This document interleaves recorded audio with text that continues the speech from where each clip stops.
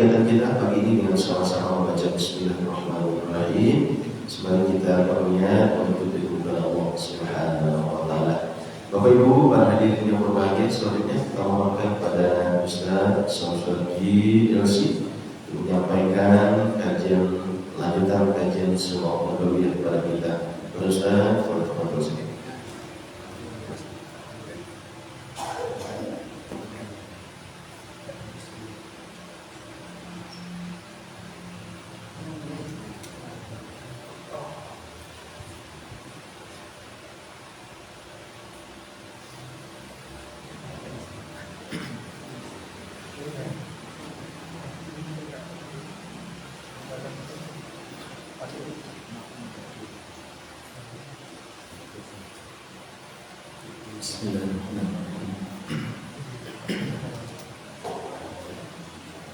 Assalamualaikum warahmatullahi wabarakatuh.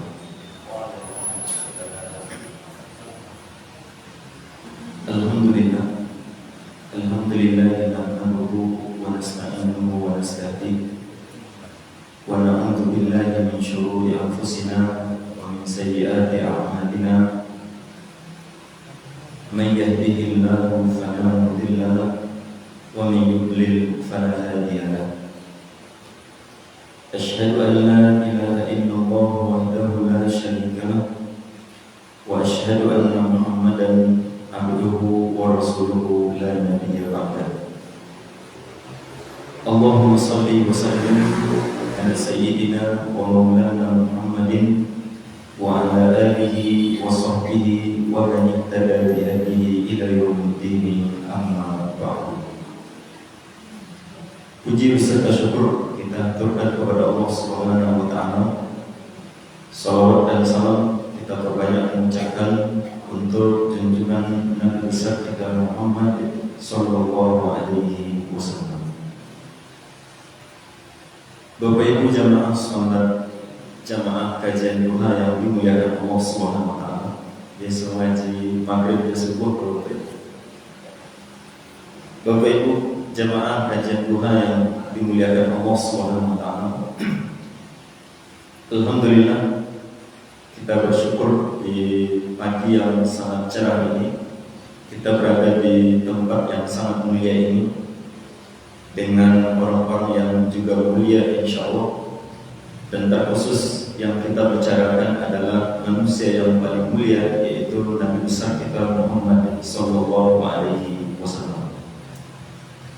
Kita akan melanjutkan kajian kita, kajian Sirah Nabawiyah, perjalanan hidup Nabi besar kita yang mulia Muhammad sallallahu alaihi wasallam, di mana terakhir yang kita bahas itu adalah tentang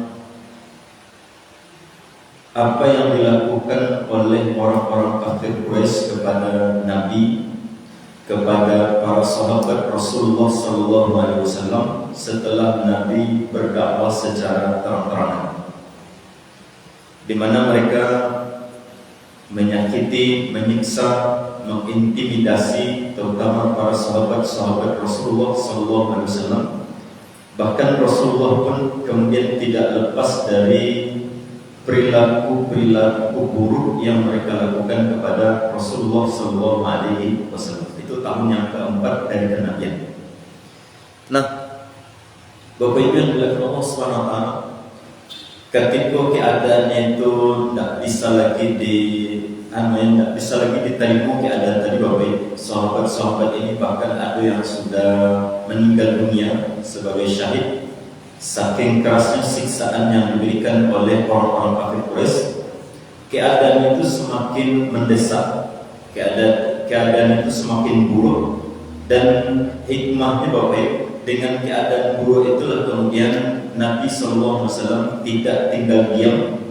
Beliau mencari solusi-solusi yang memungkinkan bahwa keadaan itu tidak tetap seperti yang ada. Dan memang itu biasanya keadaan seperti itu.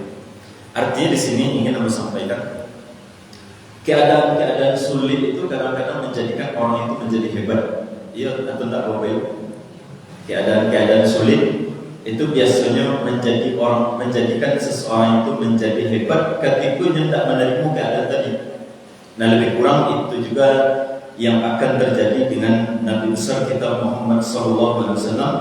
Sahabat-sahabatnya diintimidasi, ada yang sampai dibunuh, ada yang cedera, ada yang matanya sampai buta, disiksa oleh orang-orang kafir Quraisy. Maka apa yang dilakukan oleh Nabi tidak menerima keadaan, kemudian Nabi berusaha mencari solusi-solusi supaya keadaan ini bisa diatasi. Nah, apa yang dilakukan oleh Nabi Bapak? Yang pertama yang dilakukan oleh Nabi itu adalah Nabi SAW mencari satu tempat yang akan dijadikan sebagai pusat dakwah. Maka kemudian singkatnya Nabi SAW memilih satu rumah, yang rumah ini posisinya itu Bapak, walaupun di tengah-tengah dari kota Makkah itu sendiri, tapi rasa-rasanya orang-orang tidak akan curiga kalau tempat ini adalah markas dakwahnya Rasulullah SAW. Rumah itu yang disebut sebagai rumah Al-Arqam bin Abil Arqam. Jadi Nabi SAW memusatkan dakwah di sana. Tujuannya itu apa? Tujuannya itu adalah bagaimana para sahabat yang sudah masuk ke dalam agama Islam, mereka bebas belajar, kemudian mengamalkan agama mereka, ibadah-ibadah mereka di tempat tadi. Kemudian orang-orang yang baru-baru masuk ke dalam agama Islam, mereka bisa menyembunyikan identitas keislaman.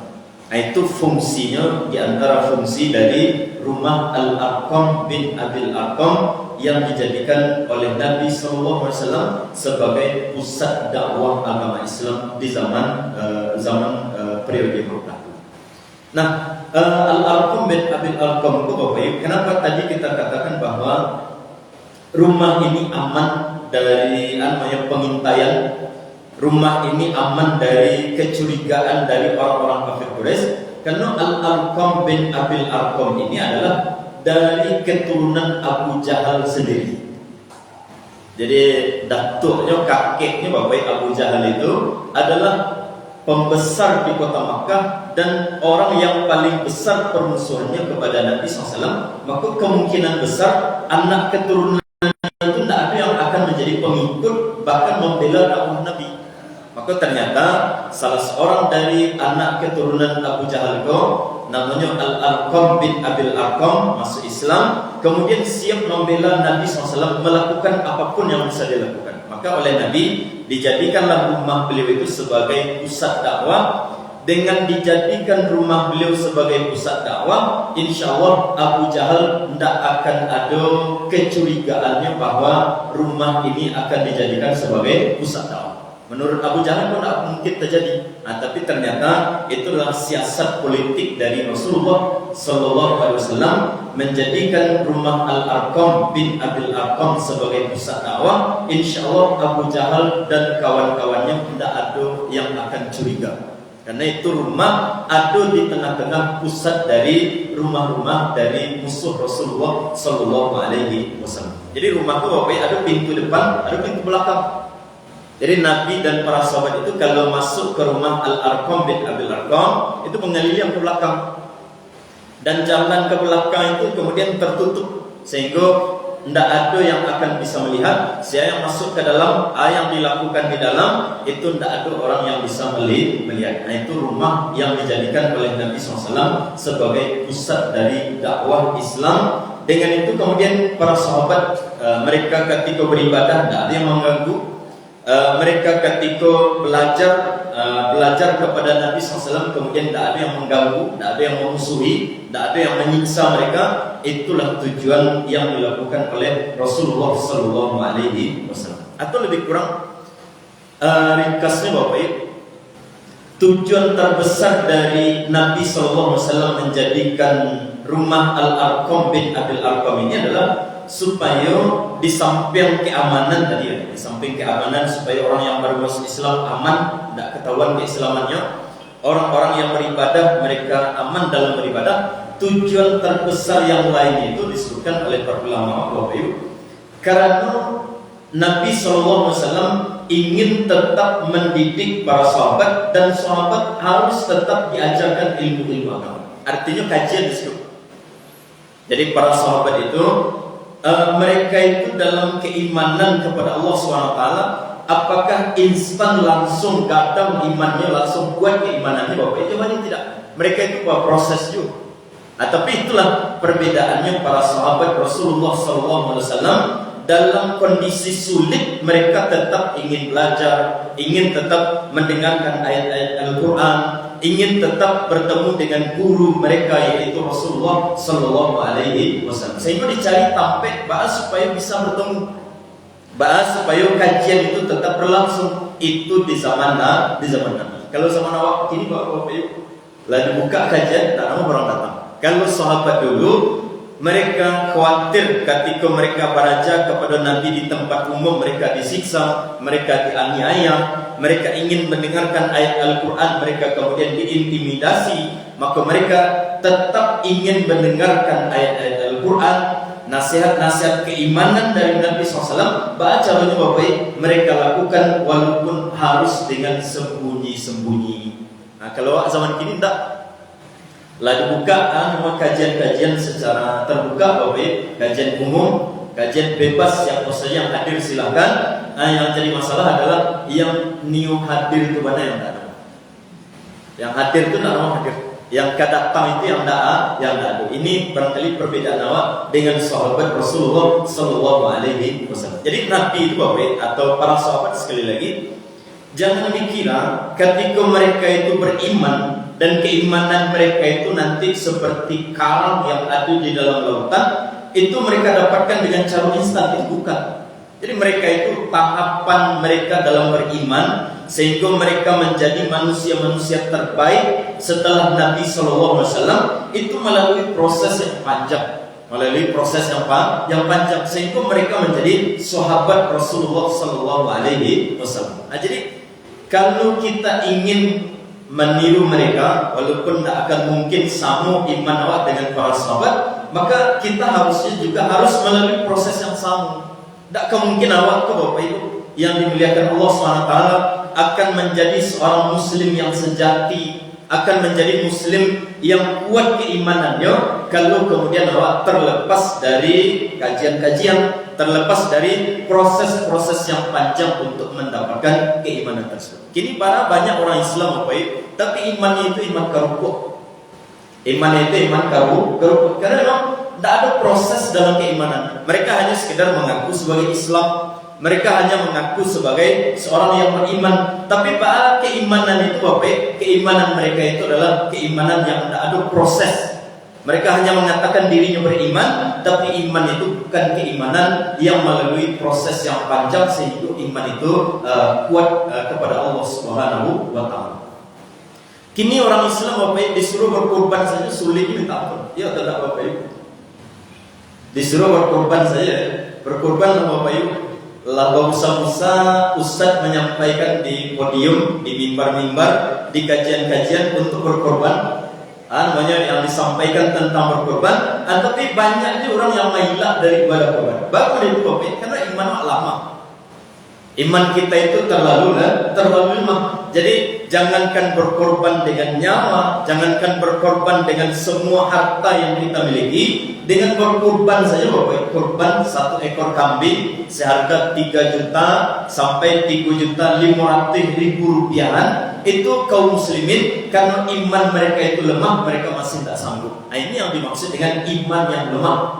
Iman yang lemah. Jadi pelajaran yang pertama yang ingin kita sampaikan dari rumah Al-Arqam bin Abil Arqam ini adalah bahwa kalau kita ingin menjadi seorang muslim yang sejati, menjadi seorang yang benar-benar beriman seperti para sahabat atau tidak jauh-jauh dari para sahabat keimanan awal, maka kita harus melalui proses yang panjang. Salah satunya itu adalah dengan cara menghadiri kajian-kajian. Karena dari kajian ada ilmu yang banyak. Dari kajian-kajian yang disampaikan ada keimanan. Kita membicarakan tentang mukjizat, ada keimanan. Kita menceritakan tentang orang-orang yang soleh, di sana ada keimanan. yang sedikit demi sedikit bisa menambah, menguatkan keimanan awak, itulah yang nanti akan kita pakai iman tadi untuk menghadapi kehidupan nyata di luar yang kita hadapi. Untuk disuruh melakukan ketaatan, meninggalkan kemaksiatan kepada Allah Subhanahu wa taala. Jadi itu yang pertama yang dilakukan oleh Nabi SAW, minimal mengurangi. Nah, jadi kalau selama itu para sahabat disiksa, orang-orang yang baru masuk Islam gampang ketahuan, tapi dengan rumah Al-Arqam bin Abil Arqam mereka aman, terutama yang baru-baru masuk ke dalam agama Islam, identitas mereka tetap bisa ditutupi sehingga mereka tidak disiksa, tidak diazab oleh orang kafir Quraisy. Dan kemudian yang kedua yang tadi kita sampaikan, dengan rumah Al-Arqam bin Abil Arqam ini Nabi menanamkan keimanan yang sangat bagus kepada para sahabat Rasulullah sallallahu alaihi wasallam. Itu yang pertama yang dilakukan oleh Rasulullah sallallahu alaihi wasallam.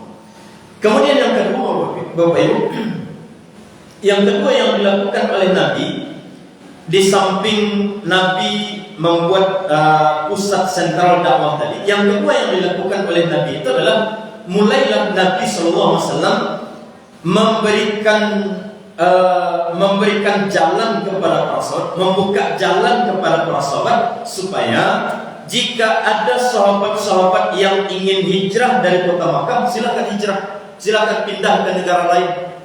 Itu yang dilakukan oleh Nabi SAW. Sehingga yang kedua itu namanya adalah Al-Hijratul Ula ilal Habasyah, hijrah yang pertama sekali yang dilakukan oleh kaum muslimin ke negeri Habasyah. Tujuan dari hijrah itu apa? Tujuan dari hijrah yang pertama sekali itu adalah supaya mereka tidak ditindas lagi. Itu yang pertama. Kemudian yang kedua, namanya Bapak, barangkali ini umum ya, dan barangkali bahkan tidak berlaku untuk seluruh para sahabat. Makanya di antara para ulama itu Bapak, seperti Dr. Syekh Muhammad Ramadan Al-Buti, beliau mengatakan ketika dalam kitab-kitab sejarah itu disebutkan bahwa sahabat-sahabat itu hijrah karena takut disiksa oleh orang-orang kafir Quraisy, beliau menolak alasan ini. Sebenarnya bukan itu alasannya. Menurut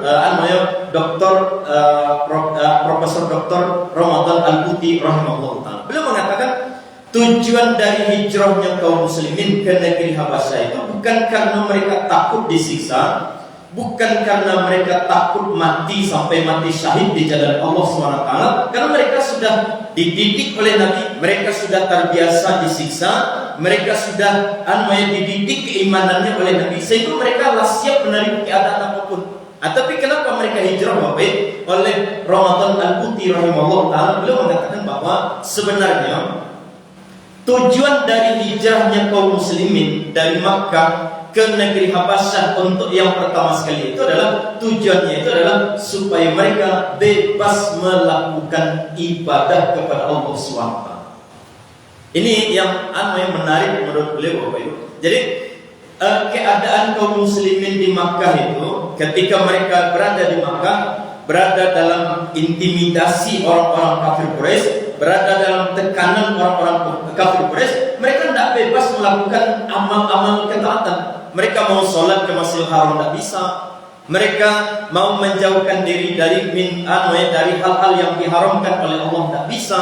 Mereka terikat dengan musuh yang ada di sekeliling mereka, yang sewaktu-waktu bisa mereka itu dilarang untuk beribadah dan semacamnya. Maka ini kata Syekh Ramadan Al-Buti rahimahullah ta'ala yang menjadikan mereka itu harus hijrah ke negeri Habasyah. Artinya Bapak, mempertahankan agamanya supaya mereka itu bisa beribadah leluasa dalam melakukan ketaatan kepada Allah Subhanahu wa ta'ala. Jadi ini menurut beliau wallahu a'lam. Ini kata Ramadan Al-Buti. Kemudian alasan yang lainnya Bapak disebutkan dalam beberapa referensi. Alasan yang lain kenapa kaum muslimin harus hijrah dari negeri Makkah itu, alasan yang lain itu adalah sebagai cadangan.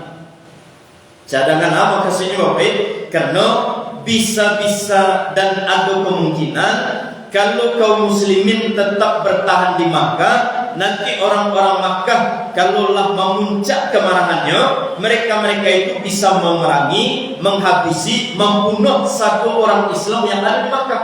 Maka oleh Nabi SAW diberikanlah mereka kelonggaran.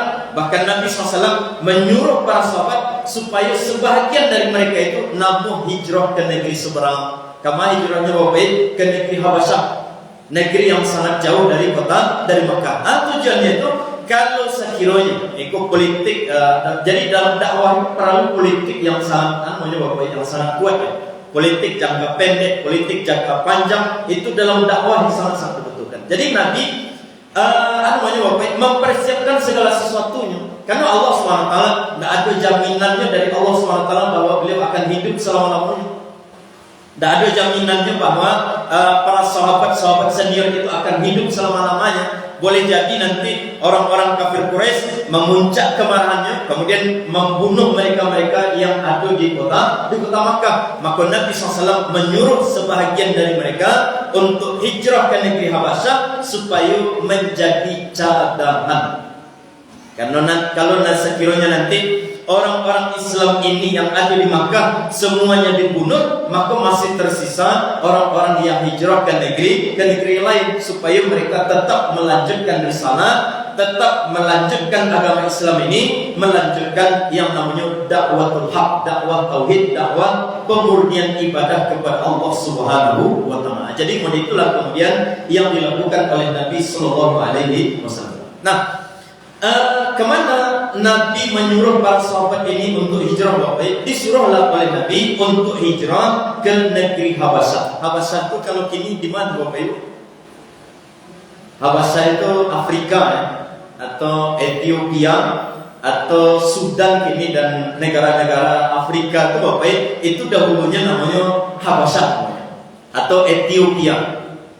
Itu yang dimaksud dengan Habasyah. Nah, barangkali ada di antara yang bertanya barangkali Bapak, Ustaz, kenapa Nabi tidak menyuruh dakwah ke Madinah? Kenapa harus jauh-jauh ke negeri seberang yang harus menyeberangi Laut Merah dulu Bapak Ibu? Artinya perjalanan itu jauh lebih sulit, lebih jauh kemudian lebih sulit. Kenapa tidak Nabi suruh hijrah ke Madinah atau hijrah ke Taif atau hijrah ke yang ada yang dekat dari kota Makkah? Alasannya itu Bapak, kalau sekiranya Nabi itu menyuruh para sahabat hijrah hanya ke Madinah atau yang dekat dari Madinah dan yang semisalnya Taif dan semacamnya, itu sangat-sangat mudah bagi musuh, yaitu orang-orang kafir Quraisy, untuk menjemput paksa mereka sehingga bisa dipulangkan dengan gampang. Nah, itu alasan. Tapi kalau Nabi SAW menyuruh mereka hijrah ke negeri Habasyah, walaupun nanti ada upaya dari orang-orang kafir Quraisy ingin menjemput paksa mereka, yang pertama mereka terkendala jarak yang sangat jauh. Yang kedua, alasan itu adalah karena di Habasyah itu ada seorang pemimpin, namanya itu adalah Asmaha. Asmaha ini seorang pemimpin dari Raja Najasyi yang dikenal dengan keadilan. Beliau ini adalah seorang raja yang sangat adil, sehingga nanti kalaupun para sahabat ini dijemput paksa oleh orang-orang kafir Quraisy dari Makkah, ada kemungkinan mereka selamat, dan itu benar-benar terjadi nanti. Itu benar-benar terjadi. Nah, jadi itu yang menjadi alasan kenapa Nabi tidak menyuruh hijrah ke Madinah, kenapa tidak hijrahnya itu ke Taif, hijrahnya itu ke Yaman dan yang sekitaran dari kota Makkah. Karena sangat-sangat mudah bagi orang-orang kafir Quraisy untuk menjemput paksa mereka, memulangkan mereka, kemudian bahkan nanti penyiksaan itu barangkali berlipat-lipat dari yang biasa. Barangkali ada pertanyaan berikutnya, lalu kenapa Nabi nanti hijrahnya ke Madinah Bapak? Dan kenapa Nabi bisa aman ketika hijrah ke Madinah? Tidak seperti yang tadi kita bayangkan. Maka kita katakan Nabi SAW ketika hijrah ke Madinah itu Bapak, lah ada MOU dengan penduduk Madinah. MOU-nya itu isinya Bapak, bahwa kalau orang-orang kafir Quraisy berani-berani datang ke Madinah, ingin mengganggu keamanan Nabi, ingin menjemput paksa Nabi SAW, maka orang Madinah secara keseluruhan atau secara umum orang-orang Madinah itu mereka sudah membuat perjanjian dengan Nabi, mereka akan mengorbankan apapun untuk membela Rasulullah SAW. Sehingga Nabi bisa hijrah ke Madinah. Tapi kalau hijrah yang pertama ini tidak ada jaminan. Tidak ada jaminan dari bahwa kalau mereka hijrah ke Madinah, orang Madinah akan menampung, orang Madinah akan menjaga mereka. Itu tidak ada jaminan. Maka Nabi SAW tidak memperbolehkan mereka hijrah walaupun itu adalah ke Madinah Al-Munawwarah.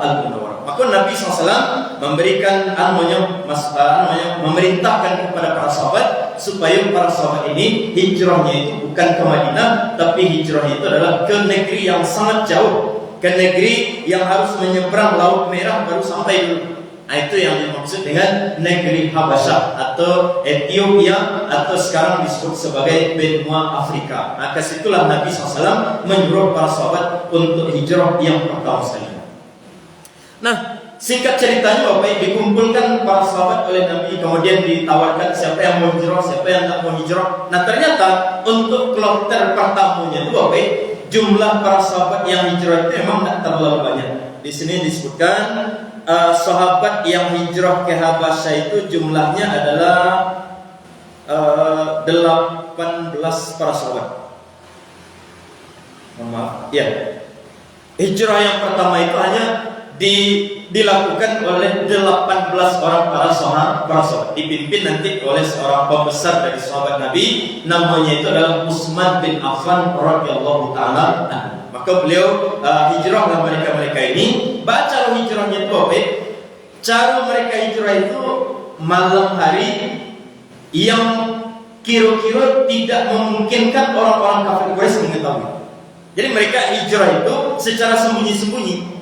Jadi orang-orang kafir Quraisy itu apa? Ini orang-orang kafir yang luar biasa biadabnya. Luar biasa biadabnya. Kenapa? Sahabat-sahabat Nabi ini ketika mereka bertahan di Makkah, mereka siksa. Ketika mereka ingin keluar dari Madinah, mereka nanti kejar, mereka siksa, bahkan siksaannya lebih kuat daripada yang sebelumnya. Jadi kurang ajar, minta ampun. Jadi tidak boleh keluar. Yang mereka inginkan adalah bagaimana para sahabat ini murtad dari agama Nabi Muhammad SAW. Jadi di dalam tinggal di Makkah tidak aman, apalagi keluar dari kota Makkah. Maka terpaksalah para sahabat ini kemudian melakukan hijrah itu secara diam-diam. Caranya Bapak, mereka keluar di malam hari, dan mereka keluar itu tidak rombongan sekaligus. Keluar malam ini 2 orang, 4 orang. Keluar malam besok sekian orang, kemudian nanti berkumpul di sebuah tempat yang dijanjikan. Ketika sampai nanti di menjelang Laut Merah itu Bapak, kemudian mereka menunggu kapal bersama-sama. Nah, setelah itu kemudian baru naik kapal, kemudian menyeberang ke negeri Habasyah. Nah, yang terjadi Bapak, ketika para sahabat ini hijrah, mereka keluar, walaupunlah keluar itu penuh dengan perhitungan.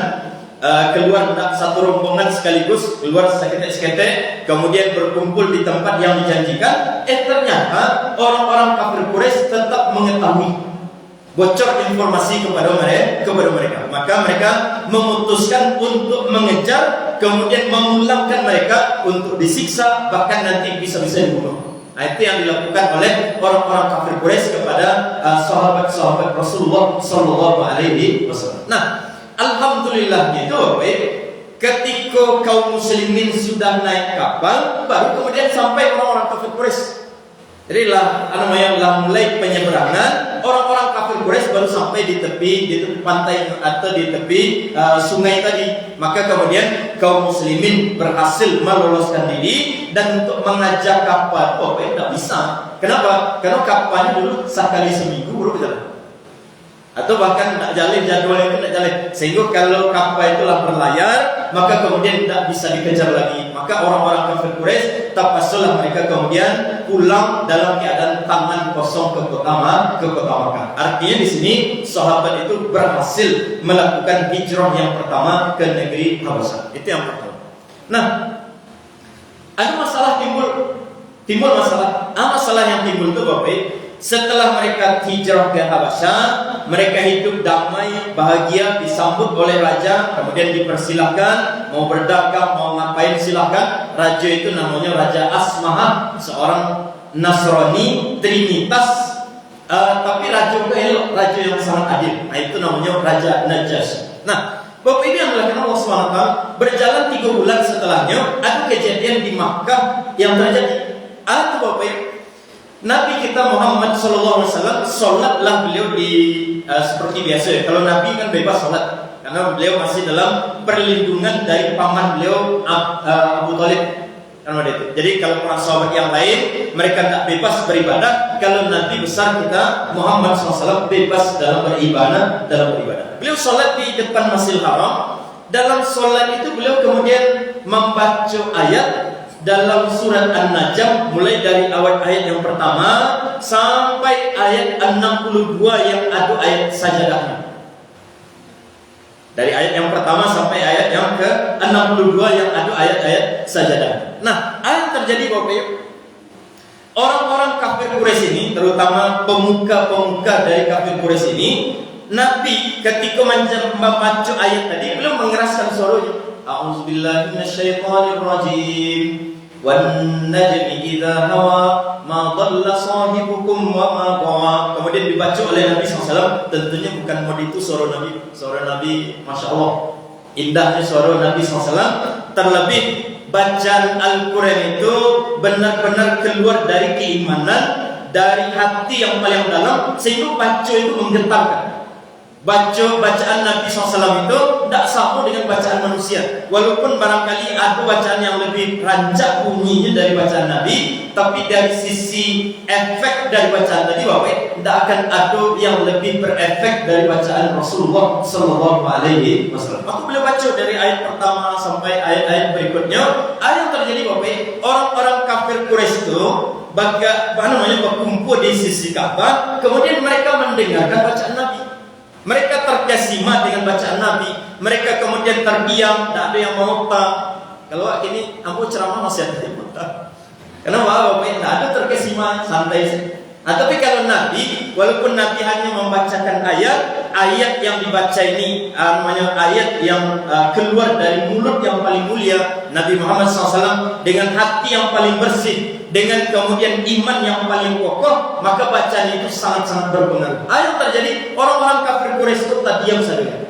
Mereka Abu Jahal, kemudian Abu Lahab, kemudian musuh-musuh dari agama Islam itu sadonya Bapak, mereka mendengarkan bacaan Nabi, mereka terkesima, mereka terdiam, sehingga ketika sampai di ayat sujud Bapak, wasjudu wa'budu lillahi wasjudu, sembahlah Allah SWT, kemudian sujudlah kalian, kata Allah SWT dalam ayat tadi. Nabi sujud tilawah.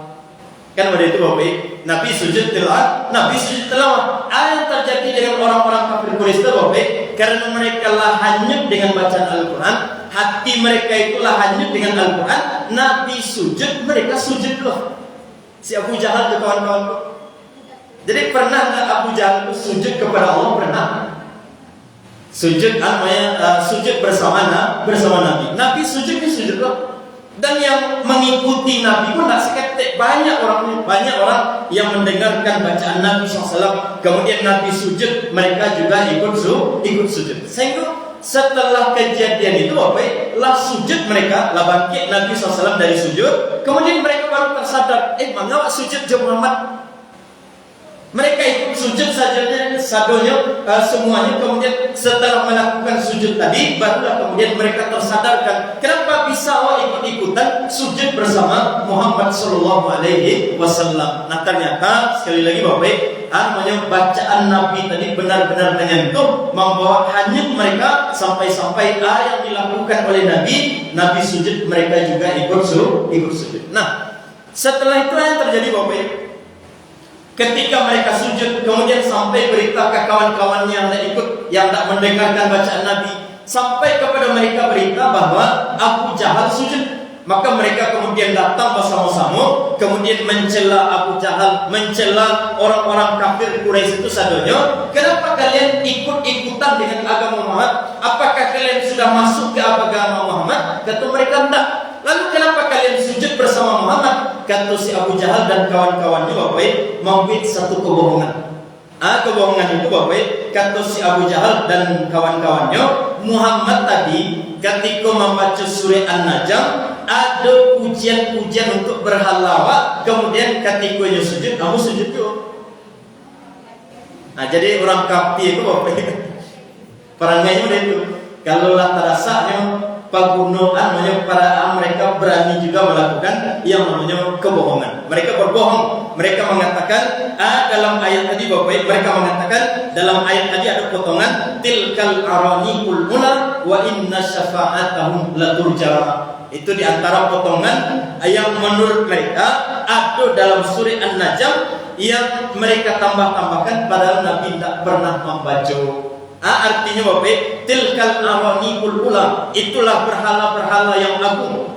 Mereka mungkin Nabi mengagungkan berhala Bapak. Itulah berhala-berhala yang agung. Wa inna syafa'atahum laturja, dan sesungguhnya syafaat dari berhala-berhala ini akan benar-benar bermanfaat nanti di akhirat. Nah, ini ayat yang dibuat oleh si Abu Jahal untuk menutupi rasa malu.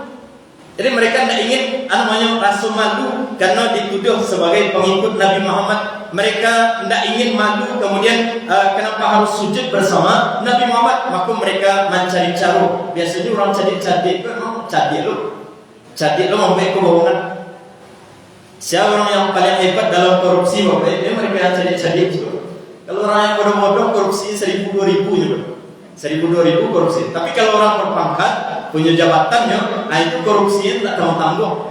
Kemudian tulus si Abu Jahal dan kawan-kawan, dia ingin wajah itu terselamatkan, maka dia dengan kecerdasannya ingin bisa membuat ayat yang hampir mirip dengan ayat Al-Quran. Tilkal araniqul ula wa inna syafa'atahum laturja. Ini kata si Abu Jahal dan kawan-kawannya supaya lain-lainnya tidak mencela mereka. Itu yang terjadi kepada Nabi Muhammad dan si Abu Jahal. Nah, berita itu Bapak, berita Abu Jahal, Abu Lahab, kemudian Walid bin Mughirah dan yang lain-lainnya dari para pembesar orang-orang kafir Quraisy ini yang sujud bersama Nabi Muhammad itu sampai ke negeri Habasyah. Cuman redaksinya berubah. Redaksinya Bapak, redaksi yang sampai kepada sahabat yang hijrah tadi adalah bahwa Abu Jahal lah bertaubatlah masuk Islam. Padahal yang terjadi apa Bapak? Bertambah kekafirannya. Yang biasanya Abu Jahal tak suka berdukung, ini harus berdukung untuk menyelamatkan wajahnya. Cuman memang informasi itu Bapak, karena jarak yang sangat jauh, yang menyampaikan barangkali tidak surang dua orang, biasanya redaksi berita itu berubah. Kan udah itu, makanya hati-hati awak dalam menyampaikan informasi. Informasi itu semakin banyak yang menyampaikan kata si A, itu harus cek dari awak dari hulunya balik. Iya atau tidak? Nah, berita yang sampai ke negeri Habasyah kepada sahabat-sahabat yang hijrah ke negeri Habasyah, yang sampai beritanya kepada mereka itu adalah bahwa Abu Jahal dan para pembesar kafir Quraisy mereka sudah bertaubat masuk ke dalam agama Islam. Kinilah sholat berjamaah bersama Nabi. Nah, apa yang terjadi Bapak? Mereka tentunya senang, mereka berbahagia, mereka menyambut dengan takbir. Kemudian mereka timbul keinginan untuk pulang balik ke Makkah. Walaupun mereka itulah senang hidup di negeri Habasyah, mereka sudah bebas beribadah, mereka sudah senang hidup di sana. Tapi kalau dipilih-pilih Bapak, antara kampung awak surang dengan kampung orang lain, tentu tetap lama juga kampung surang. Maka mereka kemudian memutuskan untuk pulang ke negeri Makkah. Nah, alhamdulillah itu Bapak, Utsman bin Affan di sini sebagai pimpinan dalam kafilah hijrah ini, beliau Bapak tidak ingin terburu-buru mengambil sikap. Jadi beliau pulang menyeberangi Laut Merah, kemudianlah sampai di seberang, berjalan dengan jarak yang sangat jauh, dakik sampai ke Makkah, beliau berhenti dan beliau memberhentikan para sahabatnya, kemudian mengatakan kita tidak langsung menuju ke Makkah. Kata Utsman bin Affan, kita harus mengutus salah seorang di antara kita untuk benar-benar memastikan bahwa informasi yang sampai ke awak tadi betul. Kalau tidak, kata Utsman bin Affan, kalau seandainya salah informasi tadi, maka ini sangat-sangat membahayakan untuk awak. Bisa-bisa nanti awak ditangkap, ada yang dibunuh, ada yang disiksa dengan siksaan yang lebih kejam, dan semacamnya, maka Utsman bin Affan mengambil satu sikap yang sangat luar biasa. Kata Utsman, salah seorang dari awak harus masuk ke Makkah secara diam-diam, kemudian bertanya sawananya informasi yang berkembang. Maka kemudian Utsman membuat kemah, bertahan, kemudian diutuslah salah seorang untuk mencari kebenaran informasi tadi. Nah, ternyata setelah pergi ke Makkah, salah seorang bapak kemudian dicari tahu, ternyata informasi tadi adalah hoax yang terbesar. Jadi ada informasi yang tidak benar. Maka kemudian balik disampaikan kepada Utsman bin Affan. Maka bapak perjalanan pulanglah jauh, lah menyeberang laut, kemudianlah berjalan dengan perjalanan yang sangat jauh, hampir sampai di kota Makkah. Yang terjadi bapak, sebagian besar dari mereka balik ke negeri Habasyah. Jadi yang kita bayangkan bapak, susahnya perjuangan mereka. Yang kita bayangkan susahnya perjuangan Islam yang mereka lalui. Setelah balik baik dengan jarak yang sangat jauh, kemudian ingin pulang ke kota Makkah karena dinilailah aman, ternyata informasinya tidak benar. Kemudian mereka mau tidak mau harus balik ke negeri Habasyah supaya mereka mendapatkan tujuan dari hijrah tadi. Maka kemudian sebagian mereka balik ke negeri Habasyah, kecuali beberapa orang, di antaranya Utsman bin Affan. Nanti beliau mengutus menjadikan saudaranya Ja'far bin Abi Thalib sebagai sebagai pimpinan kafilah, yang beliau sendiri kemudian minta jaminan supaya diberikan keamanan supaya bisa pulang ke negeri Makkah. Maka Utsman pulang dengan istri beliau ke negeri Makkah. Itulah yang terjadi dalam hijrah yang pertama yang dilakukan oleh para sahabat Rasulullah Sallallahu Alaihi Wasallam di tahun ke-5 Hijriah, atau 1 tahun setengah setelah dakwah secara terang-terangan yang dilakukan oleh Rasulullah Sallallahu Alaihi Wasallam. Nah, Bapak Ibu yang dilakukan Allah Subhanahu Wa Taala. Jadi dari sini Bapak Ibu, barangkali kita cukupkan sampai di sini ya. Tapi di antara pelajaran yang bisa kita ambil barangkali, di mana para nabi dan para sahabat itu Bapak Ibu, ketika mereka memperjuangkan Islam itu penuh dengan politik siasat yang luar biasa. Kemudian yang kedua, penuh dengan ilmu pengetahuan yang sangat tinggi. Itu yang dilakukan oleh Nabi. Jadi kalau orang-orang Islam kini berpolitik, tidak ada politik siasat politiknya Bapak, atau kemudian ilmu pengetahuan mereka itu kurang, maka ini menyulitkan mereka bisa menguasai perpolitikan.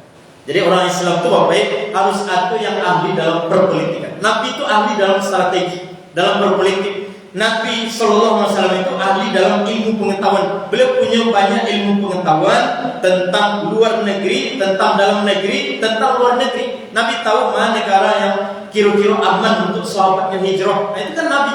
Walaupun Nabi itu belum pernah pergi ke negeri Habasyah, Nabi belum pernah berkunjung ke negara-negara yang lain, tapi Nabi SAW memiliki informasi, memiliki ilmu yang luar biasa, sehingga itu yang menopang kemudian Islam itu kemudian sukses. Kalau Nabi nantinya atau awalnya kemudian menyuruh misalkan sahabat hijrah ke Madinah, justru itu lebih membahayakan. Nabi menyuruh hijrah ke Taif, itu sangat membahayakan. Maka Nabi SAW dengan ilmu pengetahuan yang beliau miliki, dengan wawasan yang luas yang beliau miliki, beliau kemudian bisa menempatkan sesuatu itu tepat pada tempatnya. Itulah yang kemudian dibutuhkan oleh orang Islam zaman ini. Ilmunya harus tinggi, kemudian politiknya juga harus cerdas dalam berpolitik. Itu sangat penting. Makanya orang Islam itu Bapak wajib belajar ilmu politik. Tak harus jadi ustaz saudara. Harus ada yang menjadi ahli dalam kedokteran, harus ada yang menjadi ahli dalam perpolitikan dan semacamnya, dan itu sudah ada semenjak zaman Islam terdahulu. Kalau kita melihat Islam awal dulu Bapak, Islam ketika kaum muslimin ini adalah orang-orang yang sangat disegani, yang sangat dimuliakan, yang sangat ditakuti oleh musuh-musuh pada saat itu. Mereka adalah orang-orang Islam yang menguasai segala ilmu pengetahuan. Mereka ahli dalam berpolitik, mereka ahli dalam ilmu kedokteran, mereka ahli dalam ilmu fisika, dalam ilmu biologi, dalam ilmu apapun. Kaum muslimin dahulunya adalah orang-orang yang ahli. Jadi untuk menjadi orang Islam yang baik itu tidak harus ke pesantren. Memang barangkali untuk tahap awal itu barangkali pesantren, masuk pesantren 3 tahun, kemudian atau sampai 6 tahun barangkali, kemudian silakan yang menjadi dokter, yang menjadi ahli politik, yang menjadi ahli kedokteran, yang menjadi ahli kimia untuk membuat persenjataan dan semacamnya, itu sangat-sangat dibutuhkan dalam agama Islam. Jadi Islam itu Bapak tidak akan sampai kawat sampai saat sekarang ini kalau sekiranya tidak ditopang dahulunya dengan persiapan yang sangat matang, dan itu yang dilakukan oleh Rasulullah Shallallahu Alaihi Wasallam. Nah, itulah barangkali Bapak yang bisa saya sampaikan pada kajian duha hari ini terkait dengan sirah perjalanan hidup Rasulullah Shallallahu Alaihi Wasallam dan juga sebenarnya dengan para sahabat. Seperti biasa Bapak, sebelum kita tutup, kalau ada pertanyaan atau tambahan atau masukan dari Bapak Ibu dipersilakan. Ada pertanyaan Bapak Ibu? Tidak ada ya? Alhamdulillah. Tidak ada pertanyaan. Kita cukupkan sampai di sini. Semoga bermanfaat. Mohon maaf banyak salah dan khilaf. Wassallallahu ala nabiyina Muhammadin wa ala alihi wa sahbihi ajma'in. Wassalamualaikum warahmatullahi wabarakatuh.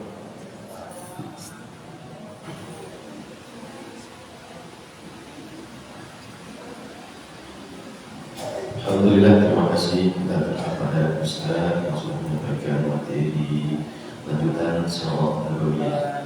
Bapak Ibu rahimahullah, karena rencana kita karyawan kita kami akan melaksanakan ibadah haji. Ada yang melaksanakan ibadah haji yang baru bertugas haji.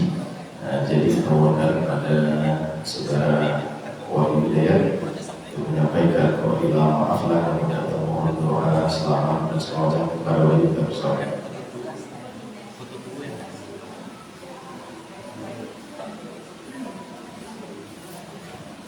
Bismillahirrahmanirrahim. Assalamualaikum warahmatullahi wabarakatuh.